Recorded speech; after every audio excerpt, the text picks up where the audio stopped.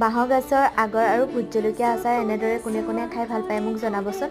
আজি ভাত সাজ খুব তৃপ্তিৰে খালোঁ গৰমত, সেয়ে আপোনালোকলৈও আগবঢ়ালোঁ মই। বেচনে আৰু এয়া ভেদাইলতা পাতৰ বৰ বনাবলৈ লৈছোঁ।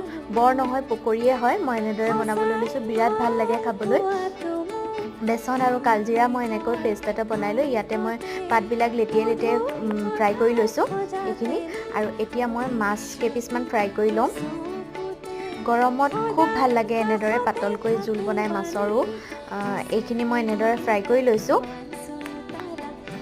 আৰু ইয়াতে মই গোটা জিৰা আৰু শুকান জলকীয়া, কেঁচা জলকীয়া, বিলাহী, এইফালে আদা নহৰু অকণ খুন্দি লৈ ইয়াতে দি দিছোঁ। আৰু এইফালে নিমখ হালধি এইখিনি ভালদৰে ভাজি লৈ ইয়াতে মই জহা ভোল আৰু অমিতা দি দিছোঁ, আলু দি দিছোঁ। আৰু এইখিনি ভাজি হ'লত পানী দিলোঁ আৰু ইয়াতে মাছ কেইপিচ দি দিলোঁ আৰু ঢাকি সিজিবলৈ দিলোঁ।